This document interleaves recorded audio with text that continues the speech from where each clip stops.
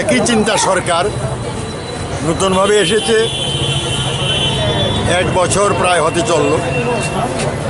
তারাও একই নীতি লক্ষ্য করে কাজ করে যাচ্ছে। ফলে এখানেও 25 বছরের একটা খ্যাত মজুরের সহায়ক সরকারের অনুপস্থিতি 1 বছরের মধ্যেই খ্যাত মজুররা হারে হারে টের পায়। কাজ মিলছে না, রোজগার কমে গেছে। তার ফলে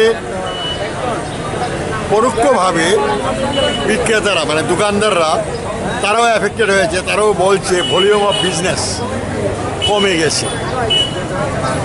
অনেক পত্রিকায় দেখেছি গোলবাজারে হোলসেল মার্কেট সহ দৈনিক প্রায় 1,600 কোটি টাকার বেচা কেনা হতো।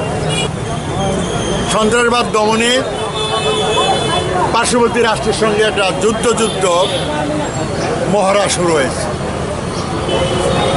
ফলে মানুষের নজর ঘুরিয়ে দেওয়া হচ্ছে এবং নতুন কথা বলা হচ্ছে। হিন্দুস্তান আপ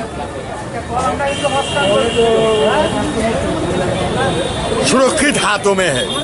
আর হিন্দুস্তান তো সবসময় সুরক্ষিত হাতে ছিল। 65-র যুদ্ধ, 71-এর যুদ্ধ, কার্গিলের যুদ্ধ, ভারতবর্ষে জিতেছে আমার সেনাবাহিনী, স্থলবাহিনী, তারপরে আকাশের বাহিনী বা জলবাহিনী, তারা করেছে। এখন এই মুহূর্তে সুরক্ষিত হাতও মে হ্যায়।